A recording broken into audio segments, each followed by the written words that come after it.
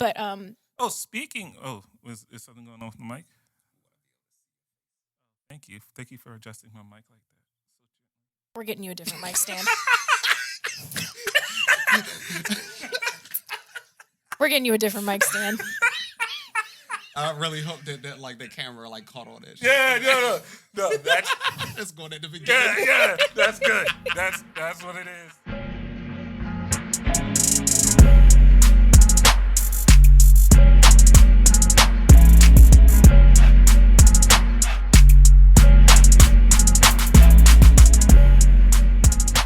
So what's up with your shirt?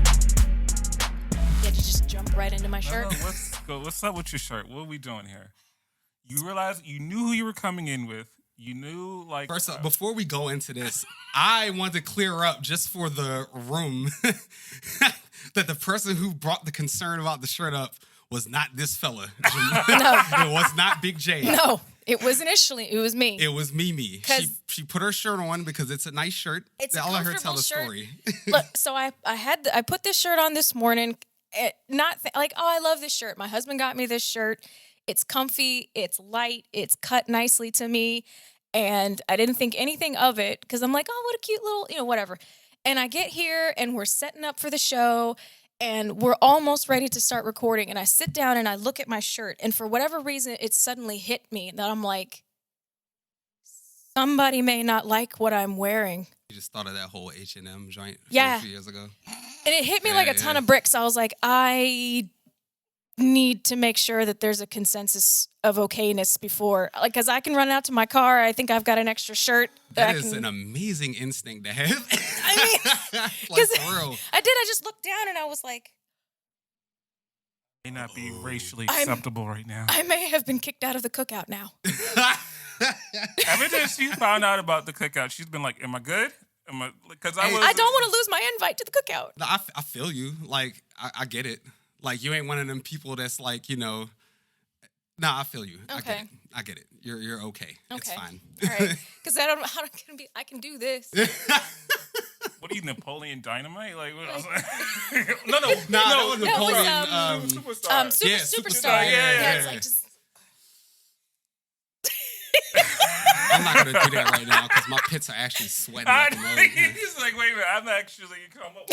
Y'all got it. Y'all can demonstrate. Yes. Got you. But yeah, so I just wanted to.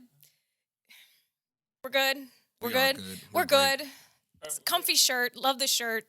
Don't mean anything by this shirt. Just to get that out there. Yeah, it's not like it says the N-word on it. I mean, obviously not. But I mean, I guess my thing was because I know how aware people are of terminologies and things, and considering the tone of the individual wearing the shirt, I just wanted to make sure that everyone's cool with my attire today. I appreciate that. Yeah. So I just. Say all lives matter. You're not problematic.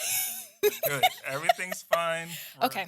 We're ready to go. You're not calling out black people for the way they protest at the Olympics or nothing, so it's all good. No. Or in general. Or just in general. No. Be lucky to be here. Don't like it. Go back. I'm like, go. Yo, where are they going? Yeah, where are you going? See, that's the thing I envy about. We all going Caucasians. somewhere, yo. All of us. I'm going back to at least several different places. 4 or 5 different countries. If you split me up, I'm going to at least 6 different countries. That's true. But at least you know. I don't even know where. Hey, at this point, I'm just honorarily Nigerian at this point. There you go. Because, that's Chris is Nigerian. And, I kind of just got absorbed into the parts of the culture she's been sharing with me. So I'm Nigerian as hell, yo. That's where I'm from. Not where I'm from, but that's where my lineage stems from, as far as I'm concerned. You should do the DNA test because I want to see how much Native American you are. It's funny. I was thinking about doing that, and then I just started doing some reading, and the whole Human Genome Project, which is really behind being able to give all these people this info. It's just it doesn't really work. It's great for black people, obviously, because of the research that's gone into it, right? Right. And that's what happens every single time something like this comes up. Somebody gets left out because they only use the standard. Right. Yeah. So, it would be interesting, but, if I got those results, I'd have to take them with a grain of salt, and then I'm not paying $100 for that shit. Right. Also, I wouldn't want, for me, I wouldn't want to have a what's that politician that was like, Oh, it's Elizabeth Warren. Elizabeth She Warren, was like right? she 1/16th Cherokee Indian or something like that. And then it came out she wasn't Native At all. American at all. And then I was like, At I all. just don't want that. It's better to say it and then never have to prove it. I mean, I would really just be interested. internet era. You literally could just say whatever the fuck on the internet and no one ever actually says. That's half the reason we hear with any of these like real messed up situations that are going on anyway. You know what I'm saying? Because like, someone somewhere went, hey, wouldn't it be funny if we said blah, blah, blah, blah, and then it just took off like wildfire on the internet. Yeah. Like, oh man, look, we try to get rid of a virus. We should just clean that shit out of our bodies. I wonder if there's a way we could drink bleach or alcohol or take horse dewormer. Yeah, exactly. Yes. Yeah, no, that was like some of the wildest shit. I was like, yo, we're just doing anything not to get the government vaccine. Like, this is like arsenic. craziness. What are some of the other ones I've seen? High doses of, don't do this, by the way. High levels of arsenic, vitamin C, nutmeg. Arsenic is like my guy? kill Trust yourself my with guy. arsenic. I am That's a poison. trust. Do you know what just 2 tablespoons of nutmeg will do to you? You'll die. You'll literally die. Yeah, but 1 so when you tablespoon, you will be tripping balls for days. Oh, for real? Yeah, for real. No, don't do it. It's like nah. Not even in a good I fun know they way. put like a little nutmeg as a way to kind of relax you, but I A knew little too bit of much. I didn't know nutmeg had those kind of properties. Well, yo. and part of it is because in high quantities, I mean, because who's going to subject themselves to this for study? But just based on the chemical composition of nutmeg itself as a spice, I mean, really any spice in high concentration is poisonous. It's just that's just kind of how it is. Substance for real. But with nutmeg, like you ever look at any of the concentrations in a recipe, it's usually like a half teaspoon, a pinch of nutmeg, a dash of nutmeg. It's just a little bit as a flavor enhancer. But yeah, like a tablespoon, you will be tripping balls forever. And then another tablespoon on top of that, you will go into toxic shock and die. I did not know that. Yes, and the poison control, you will not make it to the hospital for poison control to like do their thing and save you. You just won't. Yeah, so don't do that. I heard don't do that. Yeah. There's all kind of stuff that it's nuts. Like that stuff that you think is pretty innocuous. If you take a little more than what's prescribed, it's sort of like what is it? Like with certain headache medicine. Mm-hmm. Oh yeah. If you take too much cross of that line, yeah, it will be your last headache. Yep, exactly. I mean, yeah, exactly. Man. Dang. Oh, so we got a nice little new setup today, new table, everybody's angled. Yep. Like we're moving up in the world. Some things out. Yeah, this is good. It's only gonna get better. Mm-hmm. There's no joke this time. It's just like I know that's how the other thing started. Like we got the lights, and then all of a sudden I don't have a good side anymore. Like that's crazy. But anyway, hey, bro, we just gotta face you in the middle. You know what I'm saying? That's right. Then we ain't gotta worry about them problems. You get all the angles all at once. I have a good side, and it just so happens that we ended up on it. yeah, because you told me us where to sit. I was I forgot about that. You did. You clearly told us where to sit. I decided the arrangement of the whole set from the time I started designing the logo. Because when I designed that logo, you subliminally told us where we're going to be. You're going to be in the middle. You're going to sit. And I was like, wait a minute. And then when I saw the logo, I was like, son of a bitch. He put us all where we're going to. I was like, this isn't a coincidence. That's like some Jedi Knight shit. I jetted out myself apparently because I was not even thinking along them lines. You oracled us from the Matrix. You're like, hey. You oracled us. No. She's like, never mind about those cookies. And then you're like, Keanu Reeves knocks to like, don't worry about the vase. No, he's like, what vase? Pow. Told you don't worry about it. It's just fine. Yeah, look, it's all good. I don't like to use my powers for evil. No, that's true. That's good. No, before we get to how was your week, I just had to say, you are the GOAT. The logo that you came up with for the network is Semi-Pro Joe's on YouTube is really great. I appreciate it. I'm going to throw that joint up here so everybody can see it. Yeah, no, it's amazing because it's one of those situations where I think before I was just like, Semi-Pro Joe's, what the hell does that even mean? Yeah, like just then when we just came up with the name, right? Yeah. It's like, But then it's like it took on a different meaning for me personally. I don't know about for you. I literally went through the same exact thing you did when I saw that picture. The process for me and what it meant to me was like a little different because it was like for me it was like I've been seeing that jump shot since I was a kid. Yeah, exactly, right? Yeah, so it's like it's just trippy whenever it's like I think I click on the YouTube just to look at the logo. Or just like, and so it's just like it's cool to be able to see that our boy being commiserated in that way. Yeah, we get to like immortalize him in some way. You know what I'm saying? Like, it's like a motivation just to try to get the the thing out for everybody to see it, embrace it. And did you meant to do the cowboy colors, right? No, that was. And as much as that pained me to do, legally, I'm sorry. I shouldn't have probably said that. Edit No, point. you shouldn't. edit point. Edit point. But no. But like, I liked how you used his favorite colors. his favorite team's colors. Yeah. As a thing. As much as that pained me, we can say that without saying names. I'm just gonna say that, like, I fly high over here. I'm assuming that your team is the one that doesn't have a mascot anymore. Bingo. All right. And your husband's team is the ones that flying high as well. Has the green, that's like a cool shade of green though. Like if midnight green. I love that shade of green. I like it. I love green. Yeah. I'm not normally. I don't look. My skin doesn't look good in green, but I like that color. I'll look amazing in an emerald tone. Really? It's just like, I'm not saying you don't. It's just funny how you said, I look amazing in emerald. You bitches couldn't understand. Now, like, y'all seen that commercial that's been coming on lately, the Jamie Foxx joint where he's talking about sports betting in Virginia, I think. I haven't seen That's like an MGM joint. He Not got yet. like this green suit. That's exactly the color suit I'm trying to get. It's like an emerald dark green. I think I have a dress that's that exact color of what I wore to my mom's wedding. It's an emerald green. You and green makes you look Irish. Yeah. Are you like part Irish? Yeah. Yeah, okay. Yep. About 24% Irish, actually. It makes a lot of sense. Called it. According to one of the DNA test kit things. Not a promo. But, Oh, speaking. Oh, is something going on with the mic? Thank you. Thank you for adjusting my mic like that. we're getting you a different mic stand. We're getting you a different mic stand.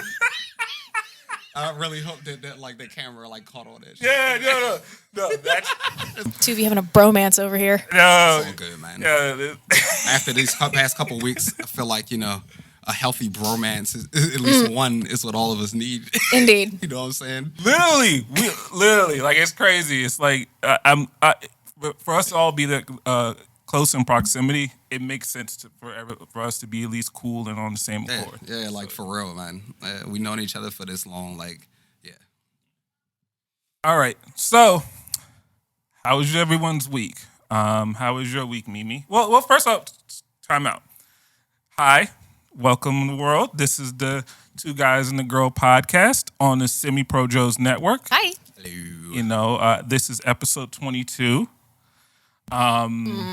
23. For real? Isn't it? I thought it was 21. Oh, it's episode 21. Sorry. Yeah, you're right, because it was episode 19, and last week was episode 20. Big That's boys. right. But 21. okay, because I was thinking 22 because last week was the second episode of the... Okay, so yeah, you're right. I actually you talked about that. I actually like it where it's lined up with the podcast episode. Because that way it's not confusing. It's like they're both the same content. Yeah. Just slightly different. Two different... I have another related idea. Well, I guess we'll talk. We have a show meeting planned Yeah, later on. No, we're good. Should just be flying around in here, and I gotta like catch it. Same That's here, okay. bro. Yeah. Same here, bro. Squirrel brain is fun. Yeah. So, welcome to this. Welcome to the Two Guys and a Girl podcast on the Semi-Pro Joe's Network. I go by the name of Big J. Sitting to my left is Wally B. Sitting to my right is the wickedly talented Mimi. Hey. I like it. Like, That was cool as shit. hey. She turned into the Fonzie. Fonz. Hey. Kind of cool. I don't speak Italian. Did you just say a curse word? I have no idea. I think I just made some up. I just offended like half the me with all the clout I You had. remember that episode of The Office where Michael thought that the insurance salesman Was in a member of the mafia? and he was at the table and they were ordering food and he Like was like, the gabagool. and he was like, I want spaghetti with the red sauce on top. If it comes on the side, I'll send it back. I love that show. My husband and I love that show. Yeah, that's the It best is show, such a man. great show. Okay. So Sorry to our Italian brethren. We didn't. yeah, no, I don't even know what I just said. That was just mush. I just I rock with Italy because they like smash the shit out England in the Euros, and like England's just on some other stuff right now. I don't rock with them. yeah, no, yeah, that was wild. Yeah, we've already talked about that. Yeah, I was getting ready to say I was about to get into it. So Mimi, how was your week? Week was good. This week was actually kind of a blur.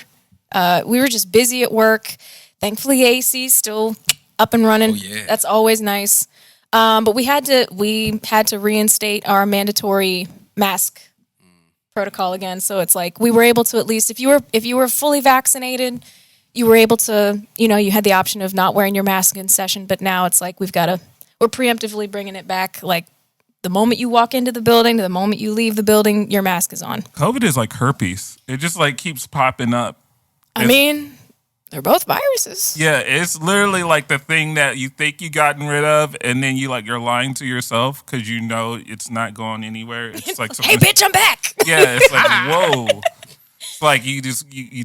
Well, I don't have it. So anyway, Yeah, go like, ahead. it's a funny, it's an interesting parallel to make. But like, if we're being completely honest, calling COVID, like comparing COVID to herpes in that way is like ignoring all the stupid shit that people have been doing, which is the only reason COVID is so bad right now. It's I'm true. talking about how it's in the American consciousness where it's No, I feel you. Yeah, I feel what so you're it's saying. Like, where it's as a like you whole, think you're over. Yeah, you think you're over it, And then it comes right back. right back. It's like you think you've treated it, and then it's just like no, Nope. you have to. It's something that we should be over. It should be curable where it's like we're done. We have the medical technology to end it. Unlike herpes, but people are so stubborn and dig their heels in so hard on this. Even Donald Trump can't even put the toothpaste back in the tube now. That's true. Yeah. He's He getting got- booed like he got booed booed. like crazy. Yeah. Like he was bombing at a comedy show. It was just like, whoa. It's like craziness, but it's like that's how deeply set in people are with this whole COVID situation. And it's unfortunate. It really is, honestly, because a lot of people are like, well, let nature take its course. Let the anti-vaxxers kill themselves off. And it's like, well, you know what? Here's the thing. Here's the problem with that. If it was singular to just the person getting sick, that's one thing. But the problem is they end up taking people with them. Exactly. And so it's like kind of the same thing with like seatbelt laws or, laws against like drunk driving. Like, well, just let all the drunks like kill themselves off in their car accidents. Well, if it worked that way, they wouldn't take anyone else out with them in the accidents. Or like This is fires. no different. Like fires are like that, where Yeah. it's like you have to like part of the reason why fire departments are publicly funded is because fires are indiscriminate. Right. They don't just stick in one neighborhood. Yeah. Right. They once they start going, they're burning everything down. Yeah. And you've been I know this week in particularly, Mimi, you've been pretty interesting on like Reddit threads talking about this exact issue about COVID and how nurses have been dealing with it and like Reddit threads. No. TikTok videos. I've been on TikTok a lot lately. You said Reddit threads. It wasn't Reddit threads. No. I was just like, but in general, you've been watching stuff on this. Yeah. So, it's, TikTok is one of those platforms where it kind of feeds a little bit of everybody's whatever, entertainment niches and stuff. But it's also been a really great way for people of all different walks of the medical profession to get out there and express exactly how frustrated and burnt out and in some cases hopeless they are that we're ever going to be able to get away from this, just because they keep having to deal with people who either just completely disregard their advice, who tell them that they're spreading negative or false information, that they're just trying to make money for their hospitals, or they're trying to get kickbacks from the government and stuff like that.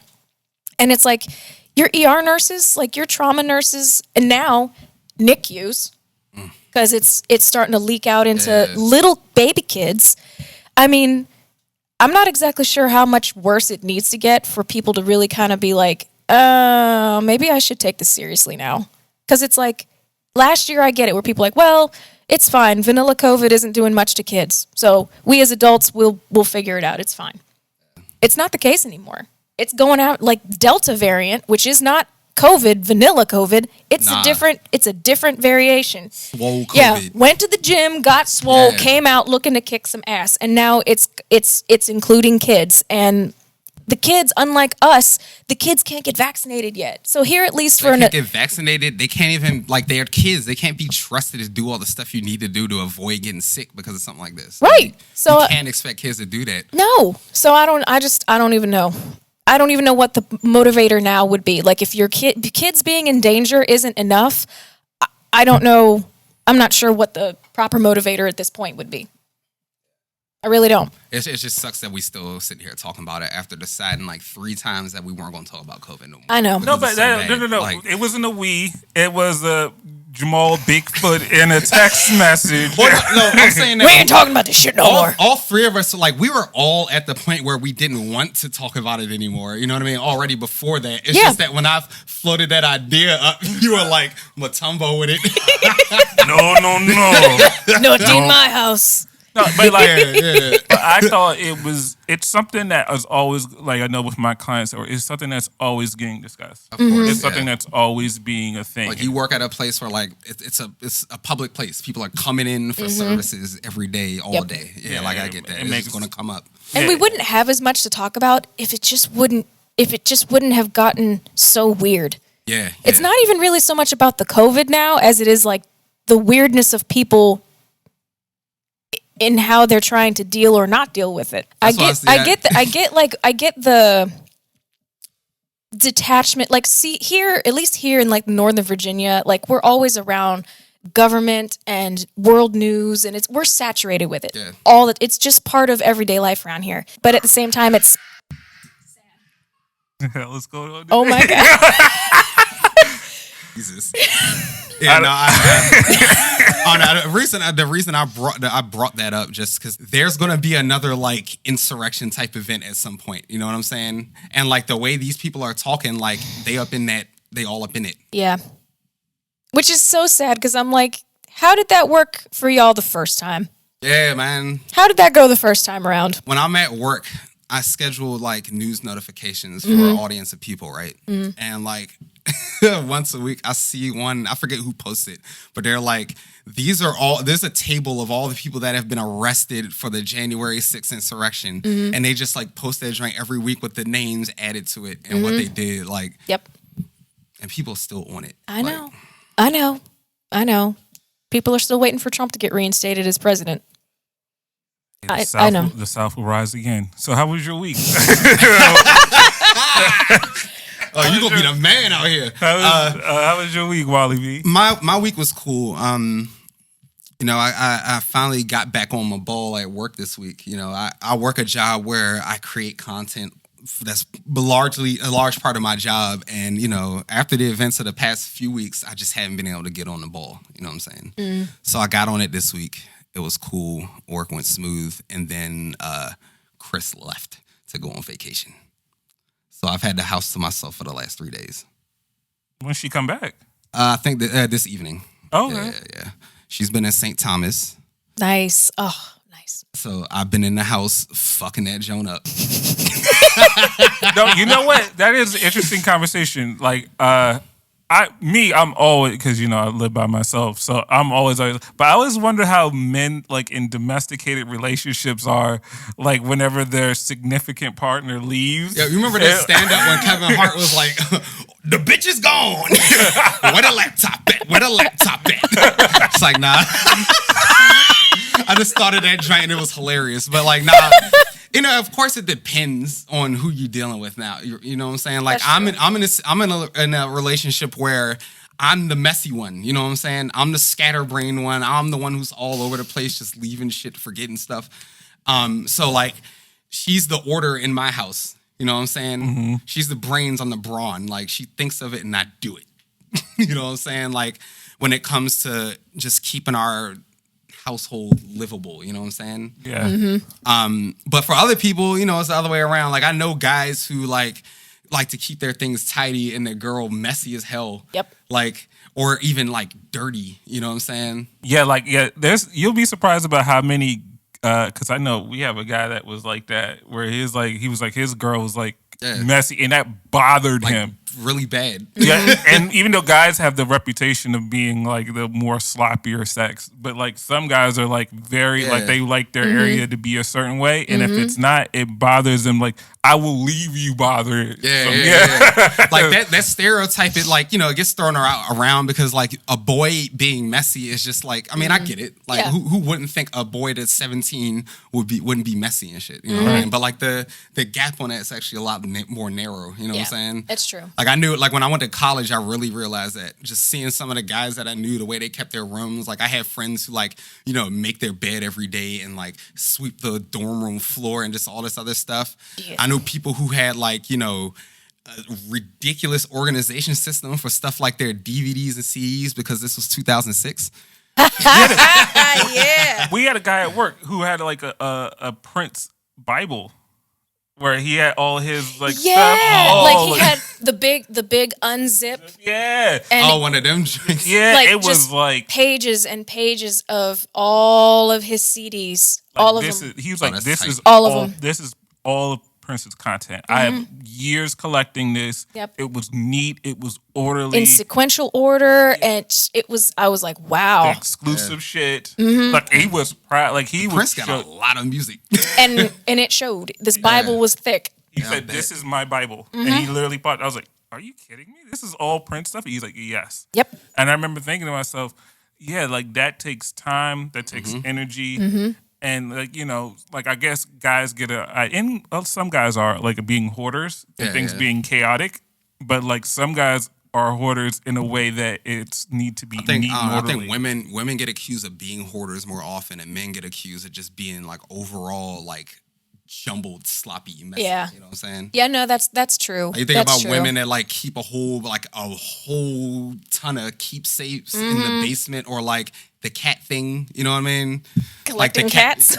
That's a hoarder. That's hoarding, yo. Yeah, no, that's it's true. Is it, Mimi? I mean, we only have 3 right now. That's not hoarding, yo. That's not hoarding because they have their space. They get fed on a regular basis. No, but I guess because I don't have any pets at all. So one would be hoarding for you. Yeah, because to me it's just like I'm surrounded by like all animal lovers and like all, which is funny because I don't remember you having a pet. I didn't. We had a dog when I was little. Okay. But he ran away when I was about 7. Like, it was a thunderstorm. He got up underneath the fence. And and he ran off. He was also like 12 or 13 years old. He's a golden retriever. So he was getting old. And a family found him.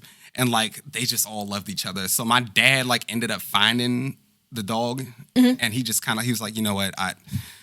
It's okay. Yeah. He like, let them have a dog. He wasn't alive for that much longer, but yeah, I've always wanted a dog since then. My mom, though, she didn't really rock with dogs for a long time, so we never like got one after that. Yeah, now you have 2 lovely ones who are very energetic. You should meet them one day. Like they're very energetic. Man. What are they? I have a Yorkie or a Beaver Terrier.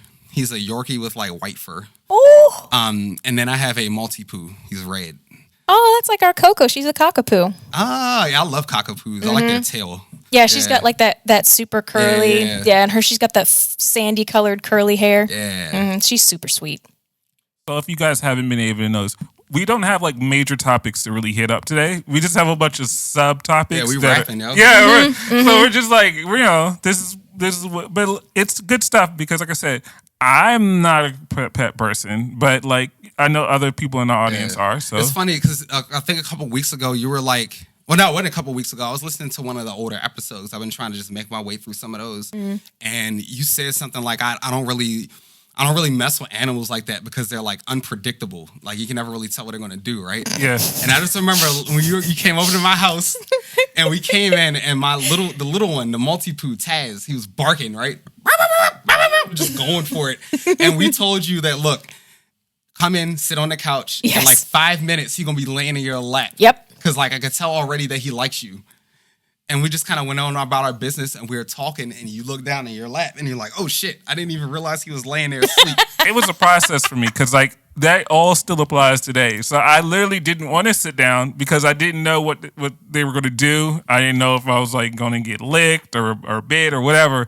But literally as I got more comfortable, it felt like the dogs got more comfortable with me. So then I sat down, and pretty soon I was talking to you guys, and like you said, Taz was just on my lap, curled up, and it was just like cool. I was like, this is like a cool thing. And then, like I said, they started playing with me or whatever. So it was like I got used to the experience because, like I said, I didn't grow up with pets or animals, so it was just like.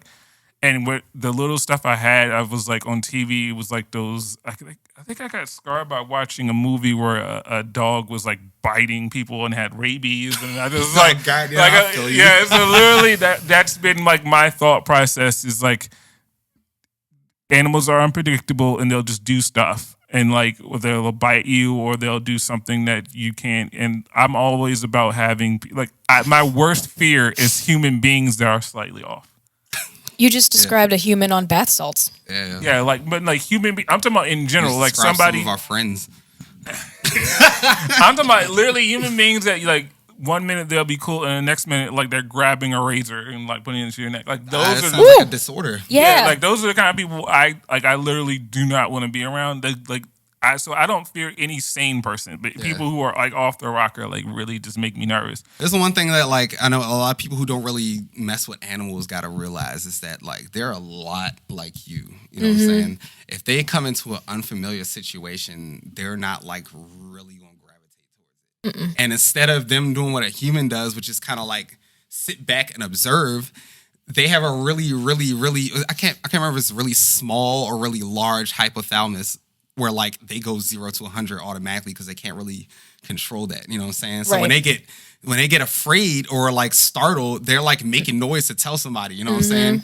So like when Jamal walked in an apartment and Taz was just he was just like letting people know, hey, there's some dude up in here and I don't know what he smelled like. And then eventually, he kind of like warmed up. And that's like honestly, like when you talk about dogs, that's usually how it goes. When you're talking about animals that are like outside, like, squirrels or like I saw a fox in my apartment complex the other day, which wasn't that fun. They usually aren't going to approach you either. They're scared of you. You know what I'm saying? Like they're going to look at you, and when they're looking at you, they're thinking about doing something, but they're really trying to do is stand still because they realize that you're a threat. Yeah. Yep. They're trying to find their time to like make a break for it and run away. That was the funniest thing on your Instagram, Wally, where you like had the bonnet on your head. Yo, I was outside. Yeah, I smooth walked all the way. I had a red bonnet on my head, just covering up my hair, and like I was just walking, and then like I wanted to scratch my head halfway through the walk and realized, oh, Jonah's still on my head. So I left it. And then when I got back in the house, I took that Instagram video. I was like, I just got on to women in their bonnets in one of our past episodes of being out. That's hilarious.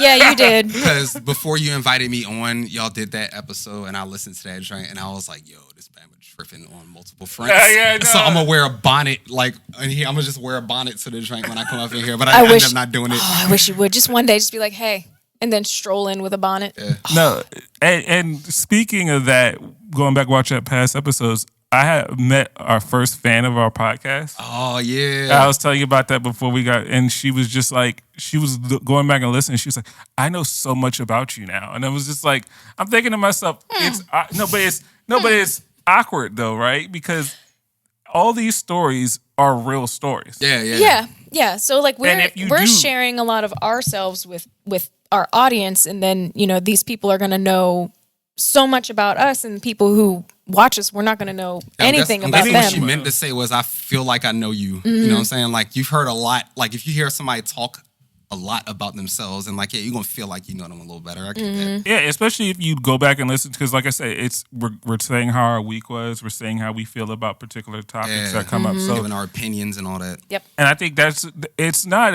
for me, it's not a weird feeling. It's just like a feeling like, oh, like there's certain things that like you were saying before, oh damn, that wasn't a great take. Or that really wasn't or I meant to say this differently, or so you always are trying to grow and develop as a person. So you're like, what you said 6 months ago, hopefully you've grown and have a different opinion or a different view on it. Right, but then that episode stands there as like a time capsule. Yeah. So anybody it's like going back to listen to it at any point in time is like, oh, this motherfucker. Yeah, it's crazy. Yeah. You hear this, dude? Yeah. Can you believe what he said? Yeah.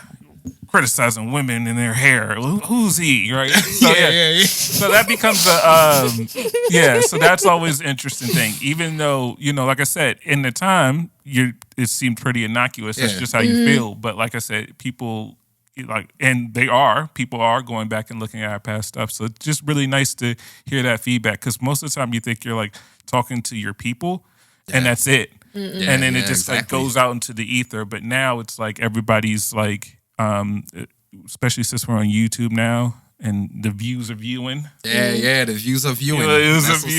And so it's interesting having that, kind of response from someone who's like literally just a fan of the show and likes what we're doing. And so it kind of gets you motivated. And then like she was recalling specific conversations and stuff. So it was like, that was cool. That's cool to know that like somebody's trying to have fun with us. Yeah, and finds it fun here. We appreciate that. Yeah. So I think our first subtopic to get to would be, what the hell is going on with these kids in these crates? Like, what in the blue hell is going on? Like, what are we doing? Are you really surprised though? Yeah, like this been going on forever. Like, it's just the next line in a long line of challenges. Yeah, you had the cinnamon challenge, you had the Tide Pod challenge, you had all these dumbass challenges for nothing. Nothing. Like, they don't do anything. They're just like, hey, can I do this? And it's like, you can. It doesn't necessarily mean it's a good idea. But yeah, I did see a video where someone did it. Oh, I've seen a couple. Like, did it. I've seen a couple. Yeah. And I'm like, that's fascinating. You've got amazing core strength. There's one dude, there's one video, this one guy. The guy went by the name White Mike. White Mike walked all the way up them crates to the very top, then walked back down, all while rolling a blunt. He was multitasking. He was rolling a blunt, walked up to the top of the joints, and then walked all the way back down. Killed it. Okay. But maybe that's the secret. Keep your mind occupied on something else and you won't overthink what you're doing on the crates. Because you've seen a couple people like look like, all right, I'm going to step on this crate like this, and as soon as they do it, gone. Because the most of the videos I see, it's not them making it up to the top, it's coming back down is where they end up wiping out. But then it's like, I'm like, why would you even subject yourself to like falling and doing all the, like, what? There's so many dangerous things you can do. Internet fame, my guy. Internet fame. That's what it's always. I'm gonna be an internet sensation. There's no other way to explain like this is for clout. Yeah, no, it's just it's not even clout. For clout. Like, it's not even clout. It's almost just like, let me just be part of something that people will talk about and be like, hey, yeah, I did that. Yeah, so you can just be that guy and be like, yeah, that challenge, like, I did that. Like, he might be a couple years down the road randomly see, hey, you remember that crate challenge? And Yo, then I did that. Say, hey, look, that's my video right there. You see it? I did that. That's me. Yeah. Breaking my back. It's just to be part of something. Inclusion's a hell of a drug. Yeah. That's an interesting take. I hadn't thought of it being like that. Because for me, I don't care if something sounds stupid. I don't care how many people are doing it. I'm just it's like human nature to want to be included in something. So if you gravitate towards like, if you're like the thrill seeker type, an adrenaline junkie, like you're gonna gravitate towards stuff like that when it comes to the things you want to be included in. That's true. What I'm saying? Yep. Yeah. Okay. Next round robin topic. I feel like we're kind of like speed dating, but just with like subject matter. Yeah, I told you that's what it was. That's all I had. But then I was like, But then I thought, well, if it's enough of them, I mean, it's not. We're not gypping anyone. Nah, we can just get the going up in here. We can leaving Afghanistan. Unfortunately, we go from a ridiculous topic to another ridiculous topic, but more for totally different reasons. For different reasons. Unfortunately, there was a bomb.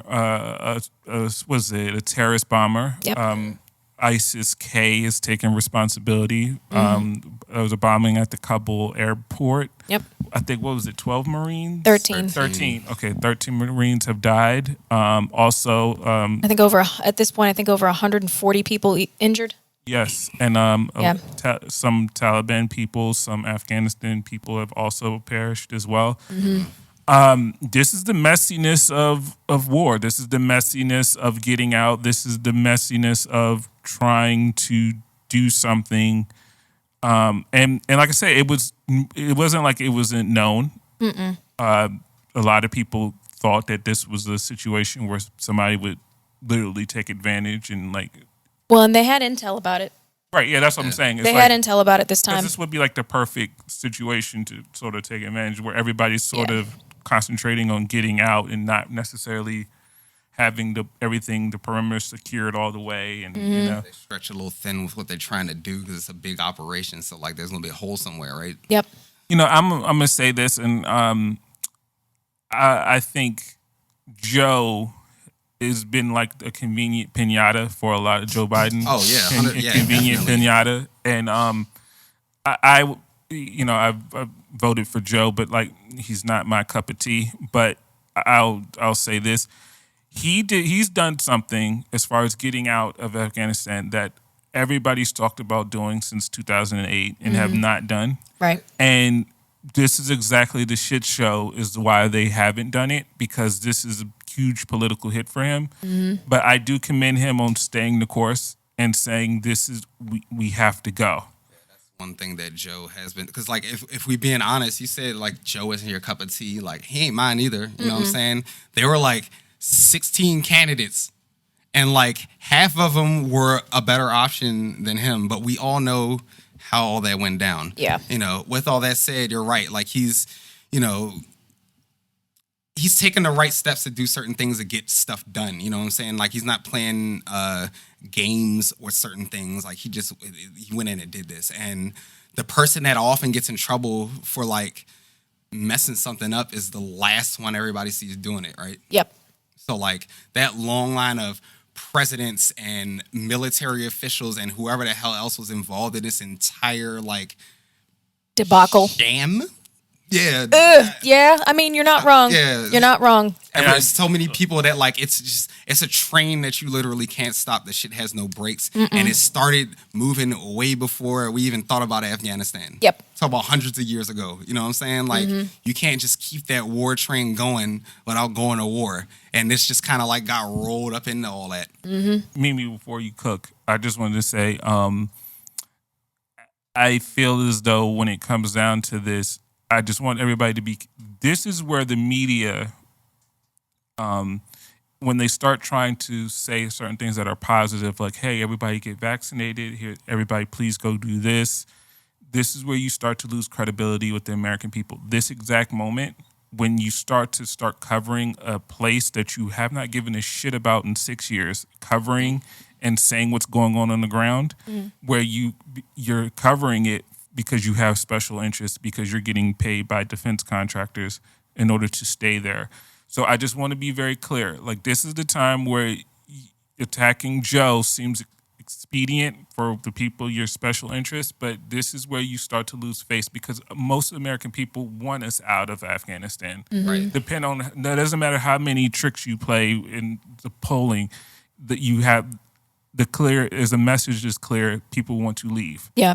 And I think that to try to put political pressure or media pressure to try to get us to stay is reckless and irresponsible. And I think this is where people lose face, because then it's like the American will isn't in staying, but it feels like the media is trying their damnedest to shame Biden into staying. And I find that to be a little loathsome. Hey man, it's all about the money. Yeah. It's all about the money. Everything's all about the money. Yeah. Talk about the media.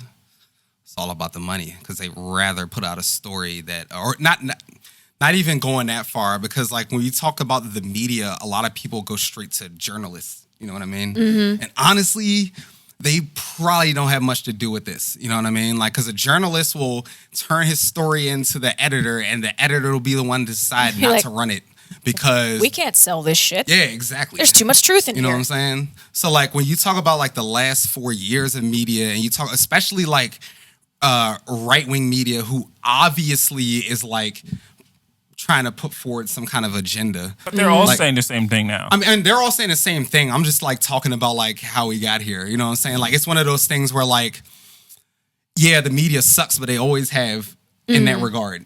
Right. You know what I'm saying? And like, I don't know. I think I lost my train of thought again. I don't like how pro-war the media is, because I'm not. And that's just my personal opinion. I'm not pro-war, because I understand the cost of it, in the sense of I care about not just American lives, because that's also I just civilian lives and all that goes into it and resources. And I just find it really bothers me that as soon as something happens like this, people take it and capitalize. Well, the Taliban must have had something to do with it. I'm like, whoa, you literally, this just happened, and now you're assigning blame to people who have just as much reason to want us out of this country and not stay. That makes zero sense. Yeah. ISIS-K and the Taliban are mortal enemies. They hate each other. Yeah. I know that because we have armed the Taliban to fight ISIS in the past. Like that's how intricate this all gets. And sorry, Mimi. No, you're good. I didn't want to box you out of this topic because it feels like we've been like cooking in that. No. I'm just taking in information. So much to cook on about too. You That's know what the I'm thing. saying? Well, and you're part of your anti-war and just I think just anti-violence approach to things in general is just because you don't idealize combat. And there's a lot of folks out there that do because that shit is sewn into the fabric of this country, man. Yeah, and it's a lot of folks who have never once put on a uniform, have never once been to military boot camp training, never once been deployed anywhere, probably never even left the United States. A lot of those folks who are so like, yeah, America, like really haven't done much outside of their tiny little bubbles. And you'll find that so many people who have gone into the military, who have gone through the training, who have gone through deployments and have gone through combat, they've got a very different worldview. And the vast majority of them now, especially with Afghanistan, like they're all like, no. Yeah, a lot of people they come up with those kind of folks you talking about, and they be the one that leaves and end up not coming back, not talking to their friends anymore because of the difference in their mindset. Because their perspective changed dramatically because they got to see the real shit. They lived through the real shit, not the, made for TV, idealized nonsense that the propaganda that people still are subjected to even today, despite the fact that you've got all sorts of media outlets that you can go and see, like people posting. People in Afghanistan, the citizens themselves, posting shit online that they've taken on their phones. Media sources from other countries who've taken pictures, taken video, who've taken down, interviews from refugees and folks who have lived there. Like, there's so many other perspectives that you can see and hear, and a lot of the folks here just don't, because they want to feel good about how they feel about stuff they don't know anything about. Yeah, like that we've been trained, not all of us, but like as a whole, Americans are trained to like believe America's number one in everything. You know what I'm saying? Like, and we're pulling away from that a lot, and it makes a lot of people uncomfortable. And it's like you can't love your country but hate your military. And it's like that's those two things. Just because you are pro military does not mean you're always going to be pro everything the military does, or just because you're pro America does not mean you're pro military. There's so many other things outside of our military escapades that America does that we don't focus nearly enough time on and don't care nearly as much about, like our humanitarian efforts across the world. Like, we don't focus as much on that, but it's just as important as the military stuff that we do. And it's like, why can't you be proud of that? Like, why? And like, if a lot of these like military operations, they be doing them under the guise of humanitarian work in the first place. You know what I'm saying? Like, it tell you, we're going over here to fix this problem for these people. Yeah, because they need us. And it's like, y'all digging in their ground for their oil. Yeah, like let's just call a spade a spade. And I think that's where the big problem is now for the folks who are you're either in one camp or you're in the traditionalist. Older generation mindset of this is what America is, this is what our value set is.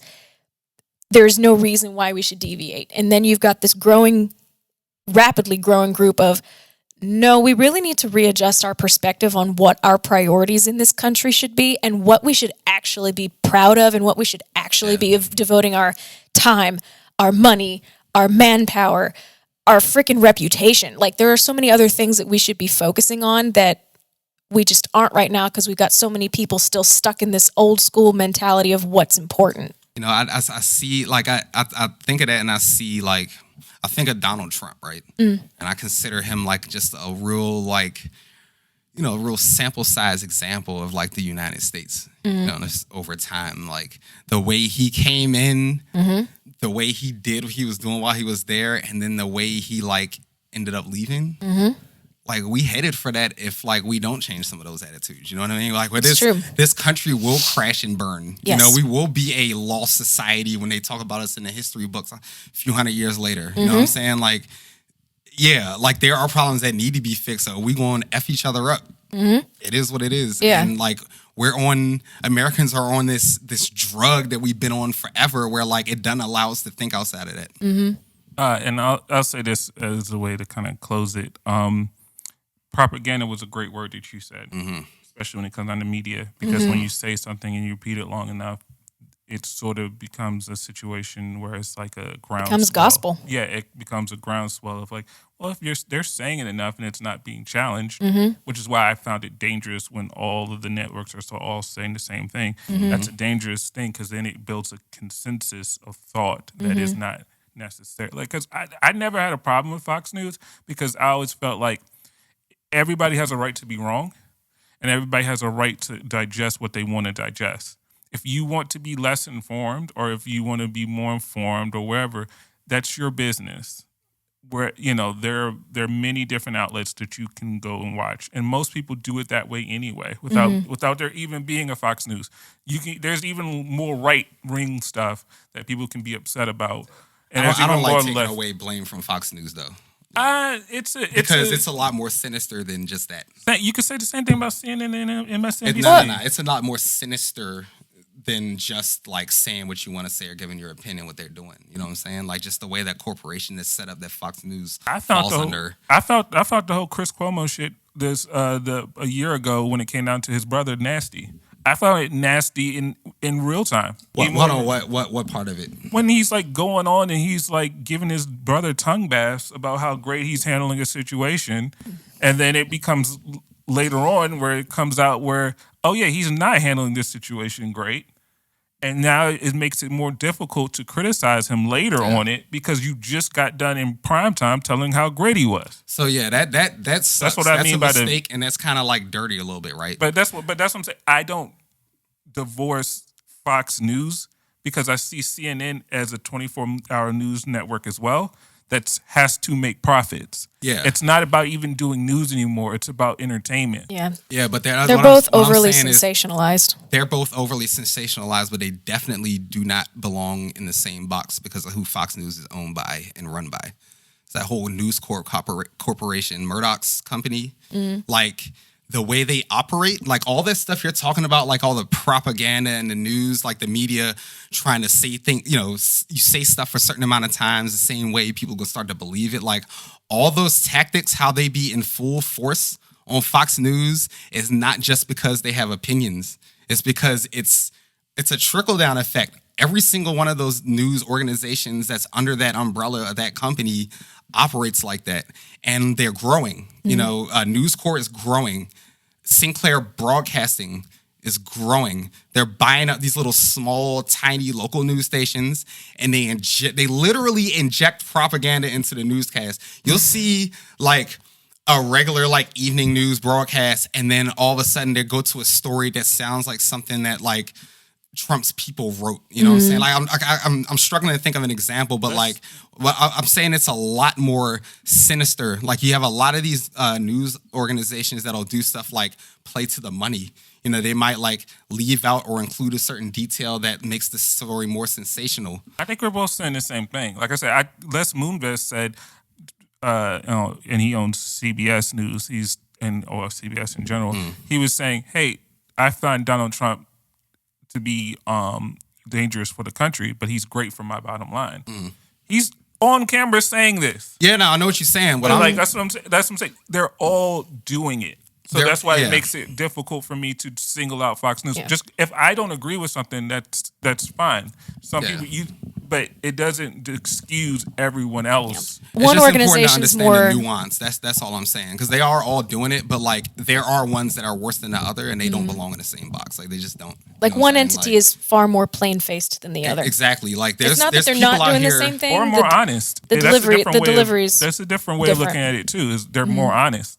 We're going to be honest about the fact that we are underhanded crooks. Yeah, Fox News is like not hiding their hand. No, that's the thing. They are though. How like, are they hiding their they're hand? out here like they're out here saying these things, and they want the viewers to think something different about it than they do as they're delivering the message. You know what I'm saying? Simple example. Like from the very beginning, I think we can all agree that they were very not on board with vaccinations, right? Right. Now, almost every one of them, except there's one talking head, good old Tucker Carlson, who's still sticking to his guns. But the vast majority of the rest of them have been like, as we've been saying from the very beginning, you know, if vaccinations are important and you have to take these things seriously. And it's like, you've been recorded saying that you think it's a hoax, that the vaccines are ineffective. Like, don't do that. People on the other networks they don't say stuff and then like 2 months later say the complete opposite and tell everybody they didn't say the shit back then. They may have thought it. They may have thought it. They may have thought like, ah, damn it. Like I made a mistake or I'm contradicting myself. But they didn't just straight up say like, nah, I didn't say that even though it's on video. And then the other part of it is like Fox News, that network just itself was literally started for the purpose of what they doing right now. Like back in like 96. That's not hidden though. It's not hidden to you. It's hidden to anybody who watches Fox News, which is a way too large chunk of this country. That's what I'm saying. Like it's sinister what they doing, not just like it's bad. sinister to anybody. Listen, if people want to, and I hear what you're saying, I want to be very clear because I've had this conversation with a couple of my clients. It doesn't. Well, a similar conversation about freedoms and what people should digest and what's going on and how people are misinformed. I don't mind that as much, only because I look at it from the standpoint, I have a right to log on. I have a right to my TV controller. I have a right to watch what I want to watch when I want to watch it. If you want to digest a certain perspective, that's your business. You already thinking that way anyway. That's why you're there. You're not there. You're not like a liberal watching Fox News because you're entertained by them. You're there because that's how you think and believe and feel. Right. So if you have an outlet that gives you that, and they've been the most successful news network or propaganda network or however you want to do that in the calculus. Spin organization. They use this one line. They say that we're the most viewed news network in the country, right? They are. And yeah, they are. That is very true. How they're the most viewed is the problem, because but they are the most viewed. They play to their niche. Exactly. And they don't do a situation where they're trying to pretend to be objective. They're not trying to do that. Right. They're very clear in who they're hiring and what they're doing. That's what I'm saying. If it's all above board, it's way less sinister than CNN trying to be centrist or MSNBC trying to be centrist. But then because these drumbeat the war for drumbeat for war all the time. None of those other organizations were started with the purpose that Fox News was started for, which was literally to spread propaganda. If it wasn't them, I guess if it wasn't Fox News, it would be another organization. There's others trying. There's always like you got OAN and like Newsmax. There's always going to be some place where people are going to go to get their outlet. We're going to just have to. Here's the one thing: in this country, we're just going to have to live with people who just don't agree with us. Right? Oh yeah, definitely. That fundamentally just don't, and that has to be okay at some point. Yeah. I don't think we were going down that road though. Like that's 100% true. I'm just saying that like you can't separate the media's organizations. They're not all the same by any stretch of the imagination. Right. Like you cannot put Fox News in the same bucket as MSNBC and CNN because they literally just do not do the same thing, yo. Right. Like it's that different. Like I'm telling you as somebody who like literally ingests ridiculous amounts of media all day, every day. Like it is. I'm talking about like as a profession. Like sit and analyze it. Like it is not the same. Like here's the thing. Sinister. Sinister. So here's the thing. If we're gonna, I guess, without sounding like circular, to put a cap in like the general idea of this part of the conversation. It is now more than ever apparent and necessary that if you're going to be getting your information from places, it has to be from more than one place. You have to see different perspectives and you have to start making your own conclusions about things. This this whole idea of I want my information spoon-fed to me from one source, we've got to pull away from that, because it really, like, variety truly is the spice of life. And if you're just eating one singular thing and nourishing yourself on one singular thing all the time, you're going to find yourself in a nutrition deficit, because it's not giving you a well-rounded diet. And taking media in from the left, from the right, from the center, from the main to the subsets, like, you've got to variety your stuff. You've got to have a different set of places where you can get your info. Especially when you're sitting here, like I'm sitting here noticing these patterns. Y'all were talking about Meghan Markle at some point, but one thing you guys miss is the way the British press actually acts, like in depth. The way they, like, that whole tabloid system they got going. That shit's vicious. It is vicious. And like, I remember one of you guys like said it was like, oh, it's a surprise that it was you, actually. Sorry. You were like, oh, it's a surprise that the British press is mean. And I'm like, that is a gross understatement. Mean? Mean? Like that, all that energy is like what some of these you got my sarcasm in that when I was saying it, but like I said, go ahead, criticize me for a mistake from like 6 months ago. Go ahead, keep going. Hey, it's just something I heard. It's something I heard, and something that I've heard repeated in other places. You know, and this is coming from people that like aren't based in England or around England, but people that are here that only like maybe have seen part of like what's actually going on. Like, it's not just you. Like, I've seen a lot of people, but like, yeah, that whole energy, that's the energy they're using over here. You know, man, like all those tactics. Like, I think John Oliver did a segment on like all the propaganda tactics that like Trump, his team were using. Like, it was towards the beginning of his term. Like all these different little tactics that people have been using since like Hitler used these giants. You know what I mean? Like they are actively engaged in all of these tactics. The other news organizations do not do that. And that's what I'm saying. Like there is a clear difference. Like, I don't know. There's definitely a clear distance. They do not belong in the same box. I agree. There's like criticisms to make about like almost all these news organizations, especially the big ones. But like when you talk about like Fox News, Newsmax, OAN, those kind of networks, they literally they don't do anything in good faith at all. That's why, for the most part, I don't watch the news. But if I especially don't watch like that's the big part that's dangerous. But well, no. But I don't watch the news cyclically the way some people in the morning, first thing they do is turn the TV on and have the news all day long. But that attitude, maybe not yours particularly, but that I know what you're talking about. That attitude is dangerous. Like I'm not gonna. Those kind of people, they only end up taking stuff in that they can like digest easily. So like if it's on Twitter and they see somebody they know tweeting about it, or if there's an Instagram page of somebody who just decided to like start posting about a certain topic and they feel like, oh, I can relate to this person because they talk like me. Yeah. You know what I mean? Like those kind of situations, they end up getting all their news from that. Yeah. And don't watch the news at all. Don't read any like actual publications from anybody who's like a professional. And that's the difference right there. Like just to by default have like quote unquote the news on the TV. Like I don't do that. But if there's something that like if we have clients who come in and talk to us about all sorts of stuff, like, hey, did you hear about blah blah blah? And I'll be like, no.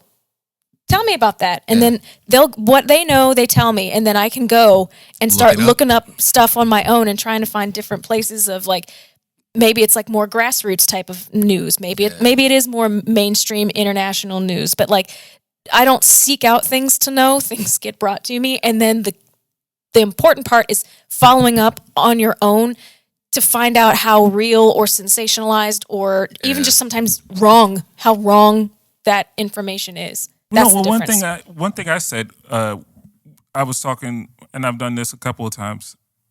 I was talking about the homelessness and what it would take to get rid of it. I said, hey, Google it, right? I told Steve, Google it. Yeah. This week, I was like, hey, Australia has a very repressive when it comes down to COVID policies, and I was like, Google it, because I was like, don't take my word. Because was his reaction like, man? Yeah, I was like, hey, don't listen to what I'm saying. Look it up independently for yourself. I'm not up here to tell anybody how this is how the world works. I'm not here to fight. Yep. I'm just giving my opinion. but it's coming from a place of where I've looked it up. But it's one of those situations. If you don't think what I'm saying is true, look it up. Yeah. And that's how I feel about it with everyone. It's our job as Americans, as people on this planet, to be intellectually curious enough not to just take in information and not know where it's coming from or how it got to it and where it's even. So that way you can discern for yourself whether it's legitimate, whether it's false, whether it's BS. And like what Mimi was saying, just go around and look in multiple different sources. So that way you're more informed. The goal isn't to drop out and not be informed at all, which is what I see a lot of people say is like they just don't want to. Yeah, I don't Like, want I'm to burnt consume out, anymore. I'm I done, don't I know can't do who it. to believe. I don't know what organization to even put my faith in. That's not the answer, because then you then don't know what anything's going on, and then people can slip things by you, and that's a tactic as well. Is people want to just slip things by people and just try to hit you with the okie doke. Yeah. So whether you agree with me and Wally or whatever, I could care less. It's all about you do your own independent research and you figure it out, and you can figure out what's going on. My whole thing is I just want people to be more informed so that we're not in a position where we have half the people with their heads in the sand. Now, on another important topic that we have to talk about, women in BBLs and the pressure. I hate the fact that you're smiling about this already. What? I think it's interesting that, for me, I was just talking because the person I was talking to about this, and she was saying that she was supporting her friend who had just got that surgery, and I was like, man, there's like I don't know, even within our crew, we're not like, well, guys, we need to get sculpted abs and get like. Guys are allowed to be washed. Yeah, we can look soggy as y'all are allowed to rock the dad bod. Yeah, and it'd be like still at whatever age. Yeah, and just kind of be considered hot still. Like it actually. And by the way, for anyone who doesn't know what BBL is Brazilian butt lift. Yeah, it's that surgery where they take all the fat out your waist and thighs and inject it into your booty, or like in your stomach, right? Yeah. Like pretty much your own fat from somewhere else in your body, and it all gets concentrated in your butt. Yeah, this is like basically what came after like all the dangerous implants and stuff like that. Like they start like this procedure takes the fat from somewhere and puts it somewhere else instead of using silicone. And it's also it's almost as much of a, if not sometimes, and even depending on where you get it done, can be as dangerous or more dangerous a surgery than getting things like foreign objects implanted into your body. People be going like wherever, like where the surgery's cheap out of the country and stuff. You mean like the DR? And anywhere. Yeah, like this Brazil. Anywhere. Mexico. Brazil's a hot spot, if I'm not mistaken. They're like one of the top in the world in terms of plastic surgery right now, if I'm not mistaken. So yeah. So there's a lot of places that and that goes for any, like if you're a citizen who lives like in the UK, try your absolute best to get your surgeon who's in the UK. Yeah. Or if you live here in the States, get a surgeon who's here in the United States, because it's like if something goes wrong, and inevitably something almost always will go wrong with cosmetic surgery, either it needs to be redone or, fluffed up or whatever, or you have a serious infection and you need to get it taken care of. If you don't do it in the country of where you're already at, going and finding that doctor that you went to another country to get your surgery from, they may not be around anymore. As it sucks because like that'd be the sentiment I have. I'm telling, like, I mean, I'm not no expert on any of this, but I like if someone were asking me, I'd tell them like, yeah, try to find like a doctor where you live. You know what I mean? But at the same time, the whole reason this is like so many people are doing it or getting caught up in it or whatever you want to call it is like the same. Damn it, I did it again. Hold on.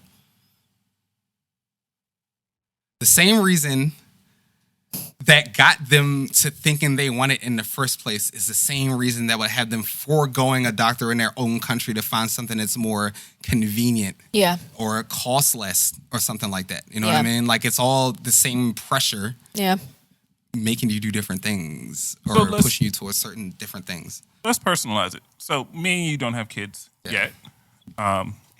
If we had a daughter, and she came to us at like 16, 17, and it was like, put yourself in that mind state, and she's like, I want my hips to be thicker. I want my butt to be bigger. I want this, or I feel insecure in my body.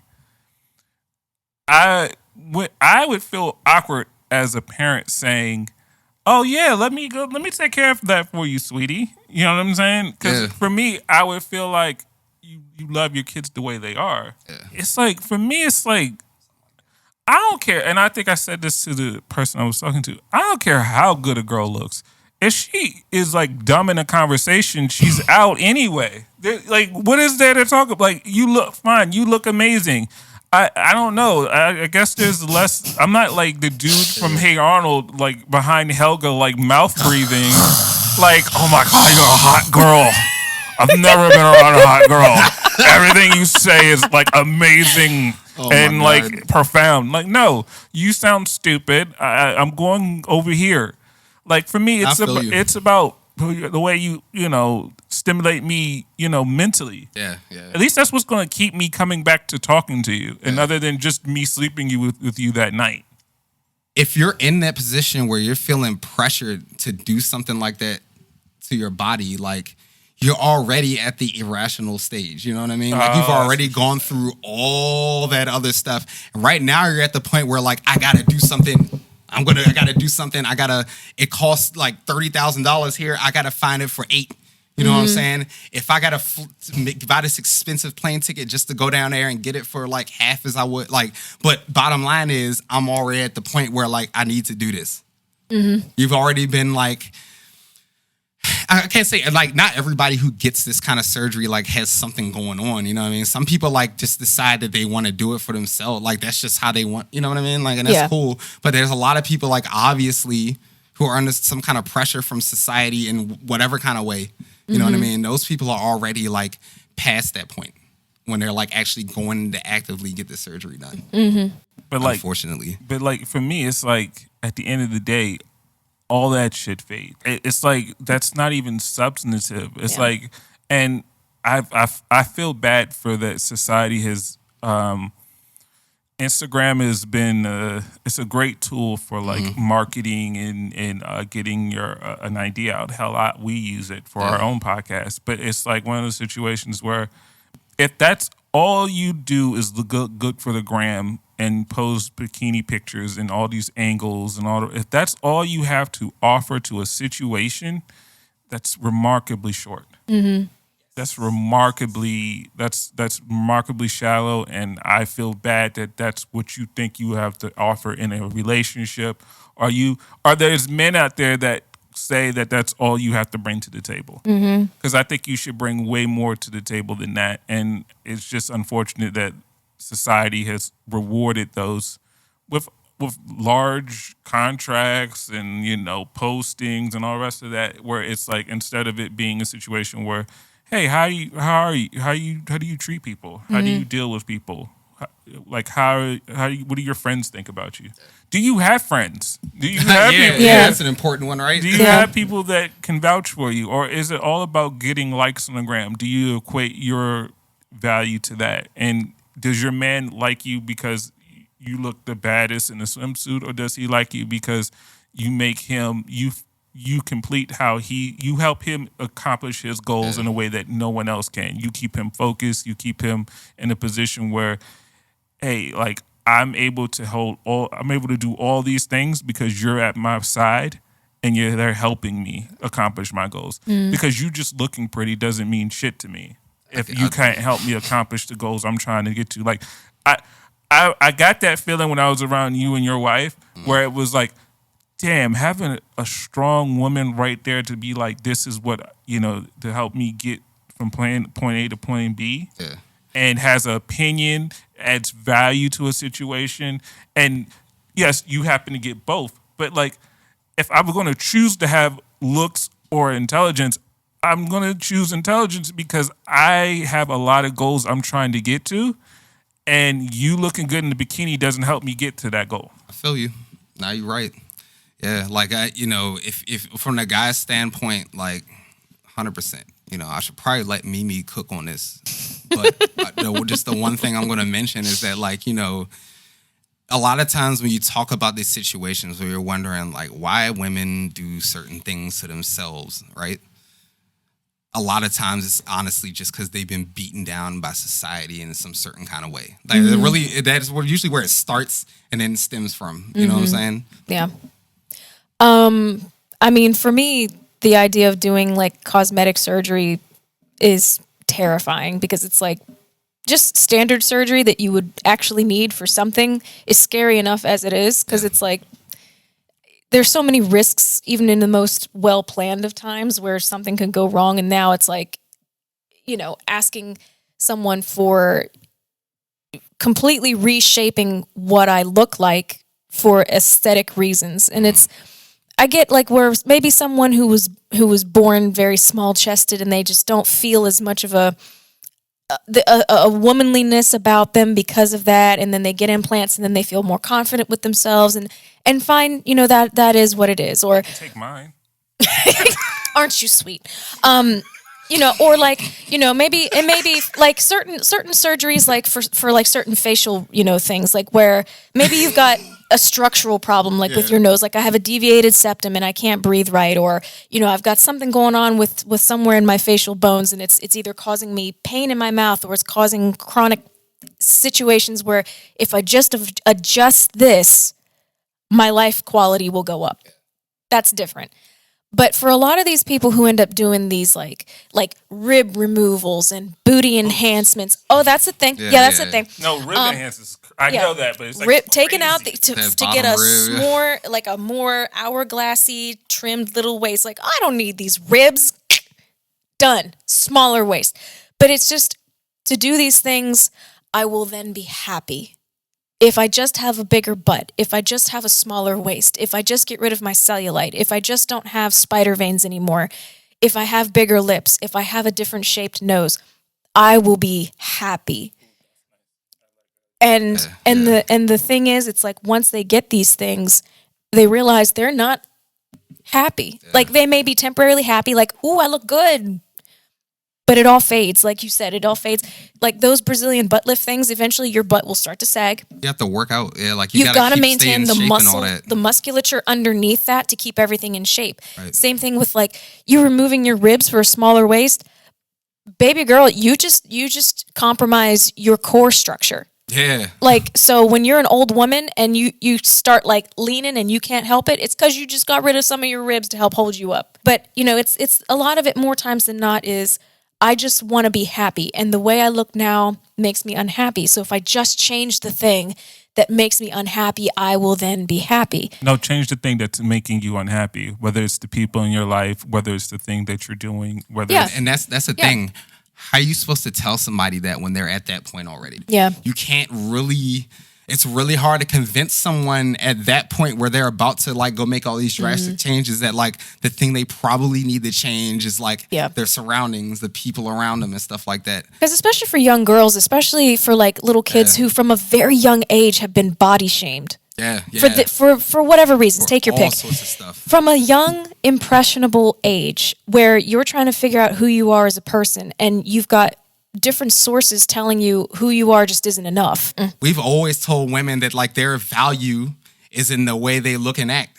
Yeah. So like it's just holding over. I mean, like we're just not out of that bush yet. You know what I'm saying? We've pulled away from it, but it's still definitely it's still very much ingrained in the subconscious of our society. This is whole individual, like everything else that you bring up. It's we all entirely at the same point. You know what I'm saying? We just took different paths to get here. Yeah. It's all individual, and everyone's motivations, whether they be based in reality or reasonable or not, it's at the end of the day, your body is your thing to do with what you want, and whether your choices are well informed or healthy or ill advised or dangerous. The only person at the end of the day who's really going to have to deal with those consequences is you. Right. Whether the outside world agrees and gets it or disagrees and doesn't understand it, it really kind of doesn't matter at the end of the day. And unfortunately for these people, like that is true. They realize it's true, but only subconsciously. You know what I'm saying? Like in their head, they're like, I got to do this because I think it's the right thing to do. They already know that like, how I feel about my body is the only thing that matters, but they're not getting a whole message because of everything else, right? Right, exactly. This is going to be quick. We did cover a subject about Rachel Nichols a couple months ago. And I'll just say this. She's now been taken off. Her show has been canceled, and she's now been taken off TV.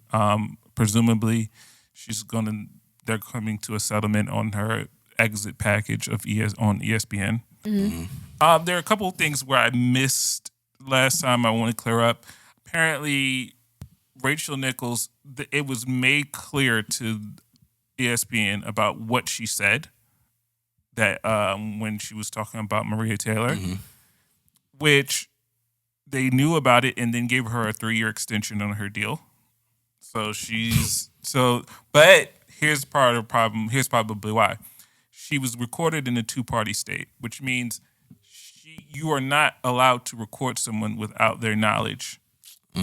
And that had them in a position, and since she was legal ramifications, so she had them over a barrel. This is how, like I said, this is how the sausage is made. This is why decisions are made. Yeah. So she could legally sue ESPN for this information, even before it got out. Yeah. Now that it got out, they were put in all kind of legal situations because now not only did this come out, but it came out during Maria Taylor's contract negotiations. So after the NBA Finals, she was out anyway. Right. She went to NBC. Yeah. Where I think is an issue is ESPN is a dying company.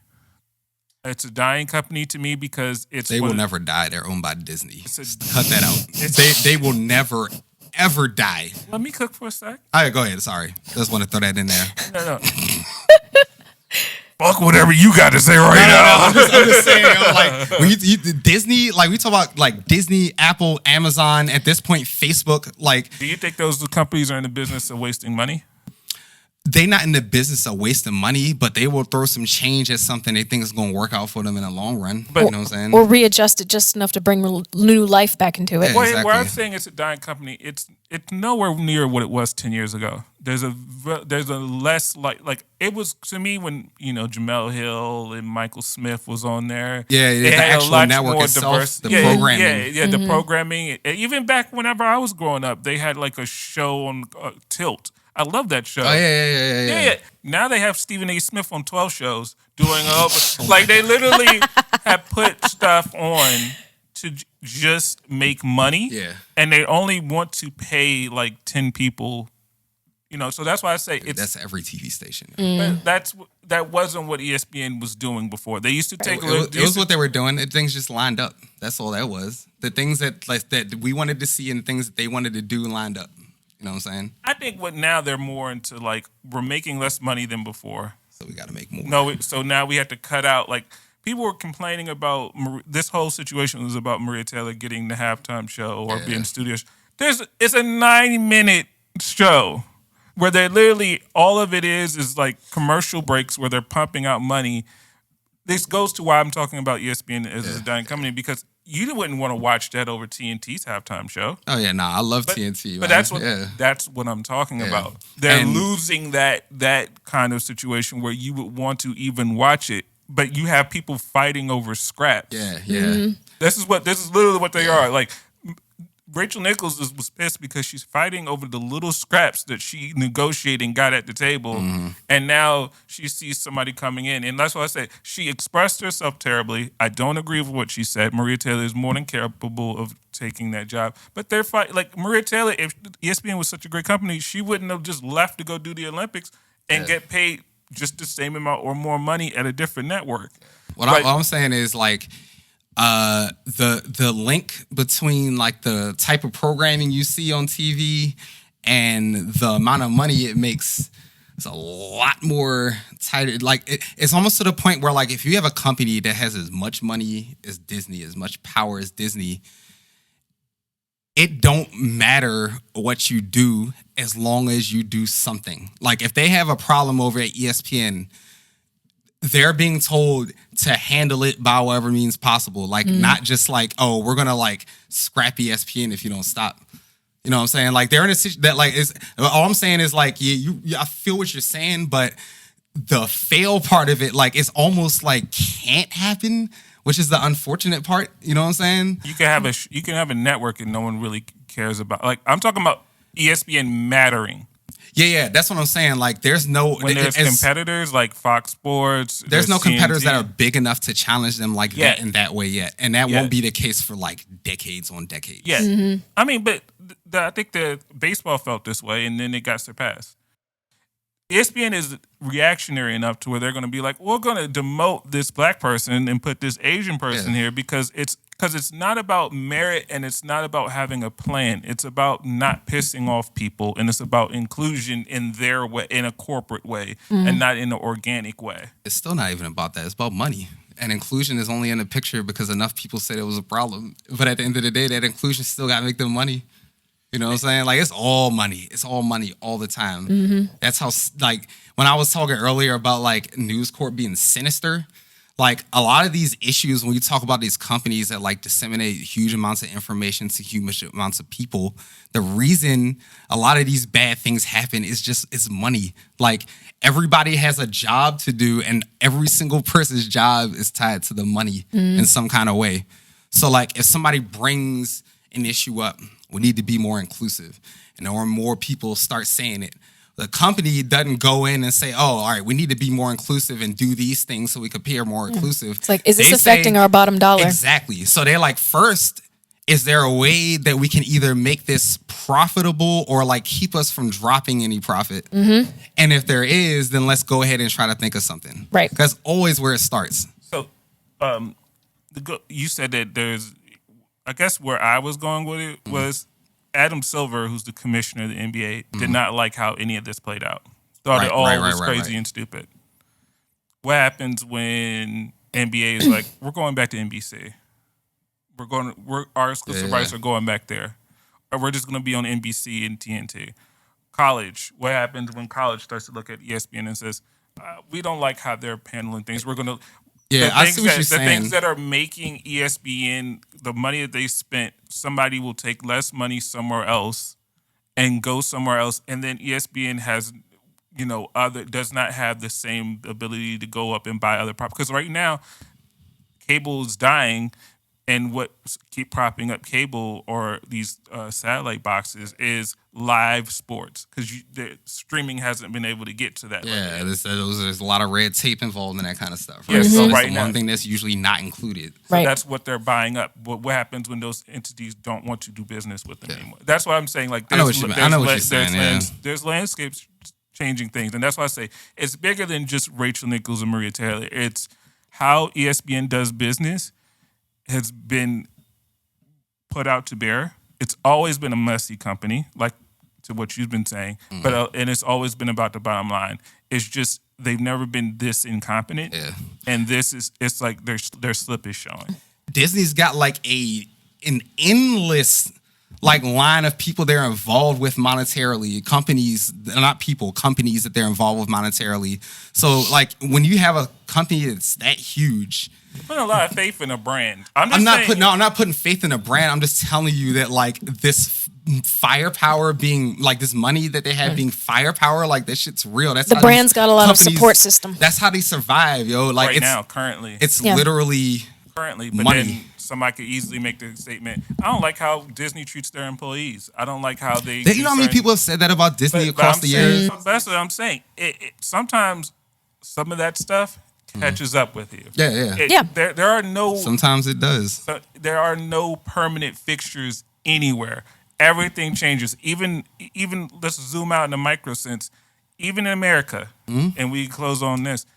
America will fall at some point because there's always been Rome, Greece, wherever it was. There's nothing too big to fail in this country or anywhere. I'm not saying you're like wrong about ESPN and in that way. What I'm saying is you would probably have to live until you're 150 to see it. So at that point, do you consider yourself like right or wrong? I guess not right or wrong. It doesn't really matter. Well, and but something else, something else to consider is it could very easily also end up becoming that ESPN, as we understand it, will not be able to survive, but will evolve into something different to where, like, let's say we're in our 80s and this new, whatever they end up calling it, is ESPN, but not in the sense of how you and I understand ESPN. It's like it's there, but it's not and anymore. It might just depend on Disney being able to like capture that and execute on it, which a lot of times has to do with what? Think about how you got to spend money. Yeah. I just don't think things have as much staying power because there's nobody can pay attention to anything long enough than 2 seconds. Yeah. So to put any faith behind anything being around in 5 years, some of it may be so, but others maybe not so. The name of the game is evolve or die. Yeah. That's kind of it.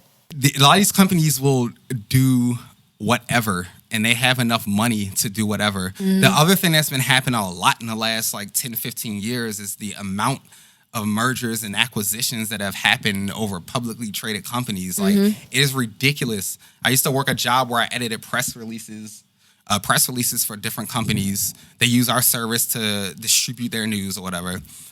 And literally every single day, there's at least 2-3 stories about companies merging, one company acquiring another. And these things are happening like more and more often. And who's doing it the most? The companies with the money, the biggest ones. And that's why you got companies like MySpace and Facebook were out at around the same time. MySpace came a little before Facebook, and MySpace ended up dying pretty much. You know what I mean? Like, nobody really uses that joint anymore. R.I.P. But MySpace. Facebook continued, and it's really because of the relationships they made in the business side of things, the things they've acquired. Yeah. Well, and we also see it too in like banks are a really great example. Yeah.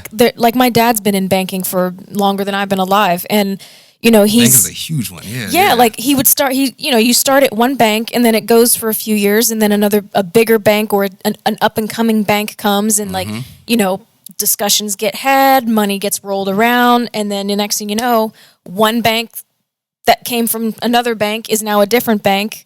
It's still the same bank, just it's got other aspects from other places, and it's just evolving and evolving and evolving and evolving because who can buy who out? Right. It really is just like at some point entities like Disney become literally too big to fail. The reason I'm harping on about Disney, like they're like probably the best example. Like something I heard someone say once that like really like stuck with me is that Disney is not good at what you think they're good at. They're not good at like content or programming or merchandising or any of that stuff. They are good at mergers and acquisitions. They are good at finding strategic pieces to buy and fold into their company. You know what I'm saying? And like companies like that have been on that hardcore the last 10, 15 years. So while the public sentiment about a certain company or TV network might be one thing, these companies are growing at such an astronomical rate in terms of their value that like they can literally just throw money at problems. And that's what I'm saying. Like, you're right about like ESPN falling from grace and falling out of favor with a lot of like people and sports fans. But don't think for a second that Disney does not or will not have a plan to take a whole bunch of money, throw at the problem, and actually fix it. Because like at the end of the day, people are people. You know, we talked about propaganda earlier today. Like, it's the same energy. If they want you to like this again, they're going to switch it to a way that they think you'll like it and then make you like it again. Yep. They'll find ways to pique your interest again. And that's what I'm saying. Like, it's almost like they can't lose because they got so much damn money. And the reason they got so much damn money is because of all that crap that I've been talking about. No, they got money because they were successful in something. Being successful in something buys you capital to be successful in other things. They were successful in the one thing that like almost would guarantee you success in any industry, which is ownership. That's what they're successful in. They're successful in buying and owning other people's stuff, not like actually doing anything. And not just one thing, but they branched out. It's a branching out and making sure that you've got enough things that are different. So where if like one little branch maybe isn't doing well, you've got other branches doing quite well to supplement that. Yeah, I guess they're that damn big. That's I guess that's the whole what I'm trying to say. Things come. That's what I'm saying. I just don't put as much faith in. And like I said, everything you said, I can't disagree with on its merit in what you're saying, because all of these things corporations are soulless and they're all trying to make a buck. And like I said, you're right. Most of the companies aren't good at innovation. They're good at buying things that are innovative. That's what Facebook is good. They're not great at innovating. They're great at taking things that are already hot. They did it. They innovated on that one thing and then bought everything else, right? Yeah, anything that was a competition. I'm like, okay, Snapchat, we're going to take what you're doing, or Instagram Live, or whatever is hot at right now. We're going to take it and roll it into our company, and we're going to do it better than you because we're already bigger and established. That's true. Yeah. But then there also are situations where if you rant like terribly, where it can all implode. All right. So this week I have my phone with me. Oh, yeah. So the letter R. And I'm sure this is a word that you guys have probably heard before, so it's not like, ooh. Reprobate. Reprobate. Actually, I've never heard of that. Oh, okay. Yeah, me neither. Reprobate. Let's see. Reprobate. Hold on, say it again. Reprobate. Reprobate. Is that like rebate? Like a reintroduction or something? What does it mean? I've never heard that word. A reprobate is an immoral person. Oh. I would have, you could have gave To call someone a reprobate means you're basically calling them like a shit. Like you're just calling them a crap person, an immoral person. What is this in the like Shakespearean dictionary? I've never heard of this before. It's not an old. It's an old word, but it's a pretty commonly used word. You like how she got on the mic and was like, "Yo, you guys have probably heard of this little word. Yeah. Probably used it in Scrabble a couple of times." You all know him as Joe the policeman. Yeah, reprobate is an immoral person. Immoral person. Yep. No, okay. I'm no reprobate. I'll tell you that. No, me either. So glad that you guys joined us today. This has been a spirited discussion. Man. You never know when I'm coming up with like these like little topics. You never know how it's gonna go because we don't rehearse this at all. I actually would have cut it to a couple. I know it was gonna be contentious. We may. But no. Conversation's always good. Information's always good. And make sure to always consume as much information as you can in order to get a more informed decision. Yep. And don't assume that you have all the answers, and always leave room for being wrong. That's true. Yep. And thank you for joining us on YouTube and the interwebs. And we're out. See you next week.